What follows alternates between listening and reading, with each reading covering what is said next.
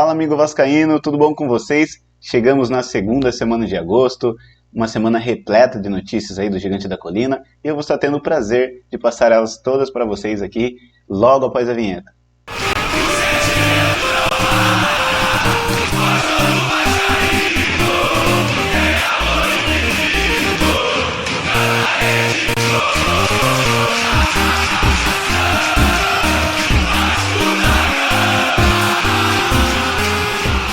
Lucas Gabriel, mais uma vez aqui com vocês no canal Falando de Vasco, onde eu tenho o prazer de estar compartilhando aqui as notícias que acontecem no Gigante da Colina toda semana. E para você que está chegando agora no canal, eu gostaria de pedir para você, amigo vascaíno, se inscrever no nosso canal, ativar o sininho, deixar o seu like e deixar também, claro, o seu comentário, porque é muito importante saber o que você pensa a respeito do Vasco, saber o que você pensa a respeito do canal Falando de Vasco. O intuito do canal é que esse canal seja a voz do torcedor vascaíno.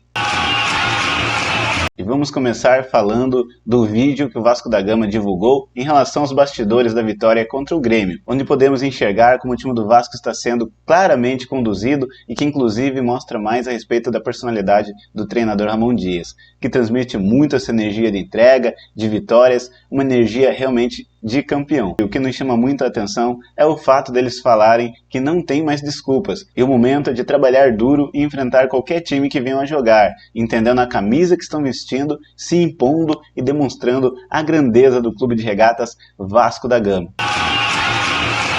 Seguindo aqui as notícias, amigos vascaínos, como todos já estão sabendo, o Búfalo está de volta à colina. Realmente é a cara do Rossi, que ao colocar a fantasia do Almirante, lembrou a comemoração que ele fez após o gol do Fred Guarim no jogo contra o Cruzeiro em 2019. Gol, inclusive, que deu a vitória ao Cruz Maltino. Em seguida, teve a coletiva do Rossi, ele falou um pouco, falou inclusive em relação ao fato dele ter se arrependido de ter saído do clube. Olha, meu amigo vascaíno, com certeza podemos esperar um Rossi aí com sangue nos olhos, com muita gana, muita vontade de vencer, e o detalhe principal dessa contratação é que foi o próprio Rossi quem entrou em contato com o clube, sinalizando a intenção de retornar ao Gigante da Colina. Inclusive um detalhe muito importante, tendo em vista que o próprio treinador do Vasco, o Ramon Dias, disse que é fundamental ter jogadores que queiram realmente estar no clube e vestir a camisa com muita gana e muita vontade de vencer. Fala em que ele disse em coletiva após o jogo com triunfo sobre o Grêmio, quando foi perguntado a respeito do Vieto vir ou não para o Vasco, onde o treinador deu mais detalhes em relação ao Vieto. Ao que tudo indica, segundo o treinador, houve sim contato, inclusive do próprio Ramon Dias, mas segundo o treinador Ramon Dias, houve recusa por parte do jogador. Portanto, o Vasco continua na luta para trazer reforços, sobretudo o nosso tão sonhado camisa 10. No entanto, o Vasco continua monitorando o Vieto, apesar da recusa do jogador, que tem excelentes motivos para ter recusado. Porque vejam bem, amigos vascaínos, além da questão familiar e o fato da esposa dele também não ter achado interessante vir morar no Brasil, também existe outro fator crucial quando se trata de contratações de jogadores, ainda mais um jogador que está em alta, em ascensão. E esse motivo, meus amigos, vocês já até sabem ou fazem ideia aí, né, do que seja. Com certeza, para que o Vieto acabe vindo, né? Mas se ele não quiser vir, também não tem problema. O Vasco também tem que enxergar outros jogadores, não existe só o Vieto. Realmente a vontade é grande de ter ele, mas vamos seguir na torcida. Seguindo essa pegada de contratações, sobretudo em relação ao nosso possível camisa 10, apareceram duas notícias a respeito. Uma é de que o Vasco estaria interessado no meio-atacante norte-americano Alan Sonora. O jogador passou a maior parte da sua carreira no futebol argentino e já jogou em times famosos como Boca Juniors e Independiente. Recentemente estava atuando no futebol mexicano, jogador que não é nenhum craque, ou seja, longe de parar o aeroporto, mas segundo a avaliação da staff americana, estaria dentro das características e condições que o Vasco precisa no atual momento. E a outra notícia, meus amigos vascaínos, é mais recente, é quentinha. Segundo o portal GE, o Vasco tem negociação adiantada com o meia Payet, ex-Olympique de Marseille. O meia francês de 36 anos está livre no mercado e partes já negociam detalhes do contrato. Ídolo no ex-clube e titular na Eurocopa de 2016 pela seleção francesa, Payet foi finalista do Prêmio Puskás de 2023 de gol mais bonito do ano e concorreu contra Richarlison. Bom, e seguindo aqui o Portal GE, o jogador está animado com a possibilidade de defender o Vasco. A proposta financeira do clube agradou muito o jogador e há otimismo entre as partes para a concretização do negócio. Outro acontecimento ocorrido esta semana, inclusive excelente para o caixa do Vasco, foi a venda do jovem chileno de 23 anos, Carlos Palacios, que está indo muito bem no Colo-Colo, diferente da sua passagem pelo Gigante da Colina. Lá, ele passa por uma boa fase, mantendo metas e fazendo gols. Os números dele realmente são bem interessantes. De 23 partidas jogadas, já alcançou a marca de 11 gols e 3 assistências, o que foi crucial para que a negociação fosse concluída e o atleta fosse vendido pelo Vasco ao Colo-Colo. Vale lembrar que quando o Vasco comprou o jogador do Internacional, o Vasco pagou por 2 milhões de dólares e o passe do jogador está fixado em 5 milhões de dólares. Sendo assim, a expectativa era de que a venda do jogador fosse feita pelo valor de 5 milhões de dólares. No entanto, o que tudo indica, foi vendido apenas 20% dos direitos econômicos do jogador.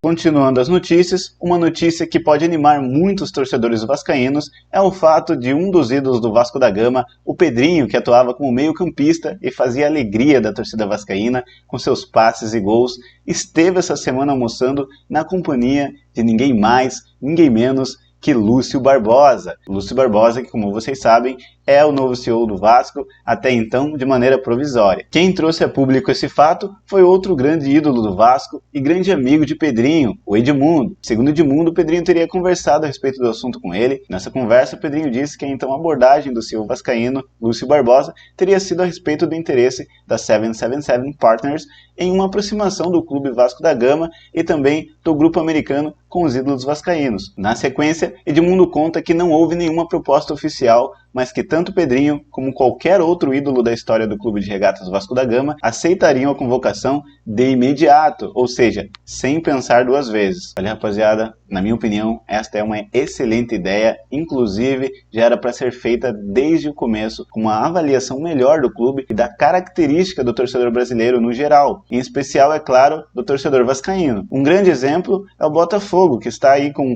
ídolos botafoguenses atuando em áreas que de fato estão trazendo excelentes resultados ao clube. Eu sinceramente torço para que, além de haver aproximação dos ídolos do Gigante da Colina, aconteça também a contratação dos mesmos em eventuais cargos e que eles possam aí ter condições de trabalhar dentro das características deles. Em relação ao Pedrinho, rapaziada, bom, não tenho muito o que falar, né? Não tenho nem como expressar minha felicidade só na possibilidade dele fazer parte do Vascão, já me deixa, porra, demais de feliz. E digo mais, se ele vier de fato pro Vasco, ele vai acabar trazendo um jogador que para mim já deveria ter vindo pro Vasco, que é o Deivinho. Deivinho que, como todo mundo sabe, né, rapaziada, já disse que é vascaíno e sonha em vestir a camisa do Gigante da Colina. No entanto, o cara ainda não teve a oportunidade, rapaziada. Isso realmente me deixa muito frustrado, que é um cara que para mim merece e vai ajudar muito o Vasco caso ele venha. Aliás, Daverson, que já virou praticamente pai do Flamengo, né? O cara meteu aí o terceiro gol do Cuiabá contra os rubros, meteu a braba mostrando a tatuagem da Libertadores em cima deles e ainda foi no Sport TV e demonstrou como foi a tática do Cuiabá para atropelar os urubus.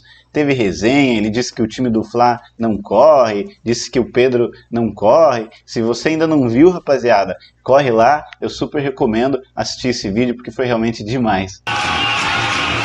Continuando de notícias, o Vasco joga essa semana contra o RB Bragantino fora de casa, mas a diretoria do Cruz Maltino já está pensando mesmo no próximo confronto, que será contra o Atlético Mineiro no próximo domingo, dia 13. Jogo esse que em tese seria em casa, tendo em vista que supostamente a punição do Vasco acabou. No entanto, há uma denúncia na Justiça Comum e São Januário ainda está proibido de receber público, o que nos faz refletir que está havendo uma espécie de elitismo. Para quem não sabe o que é elitismo, rapaziada, é só dar um Google aí e você vai descobrir que o significado do elitismo é um tipo de sistema sociopolítico que visa a formação de elites, mas que despreza as massas. O que para mim, rapaziada, realmente é um completo absurdo. Houve várias confusões aí em outros clubes, em outros estádios, e houve uma grande injustiça. O certo seria ao que bate em Chico, também bate em Francisco. Mas infelizmente não é assim, e não é de hoje, né, rapaziada? A gente sabe bem o que o Clube de Regatas Vasco da Gama vem enfrentando desde o seu início, né, a sua história em relação a isso. Bom, este fato está fazendo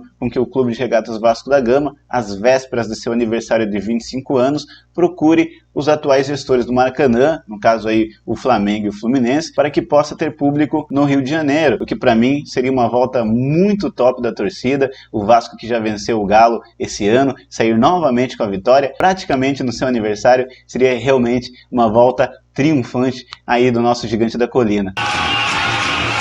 Agora vamos falar da partida que irá acontecer nesta segunda, às 21 horas, contra o RB Bragantino, no estádio Nabia Bichedid, em Bragança Paulista. As novidades são que Jair e Pumita estão de volta, inclusive já participaram dos treinamentos e podem ser opção para a partida contra o RB Bragantino. Já a Praxedes não deverá atuar na partida contra o RB Bragantino, por conta da cláusula contratual do jogador que foi comprado do RB, que diz que esse jogador não pode ser relacionado para jogos contra o RB Bragantino. E para este jogo contra o RB Bragantino, o Vasco deve ir a campo com a seguinte formação: Léo Jardim, Robson Bambu, Medel, Léo e Lucas Piton, Jair, Zé Gabriel, Marlon Gomes e Paulinho, Orelhano, Gabriel Peck e Sebastião Ferreira.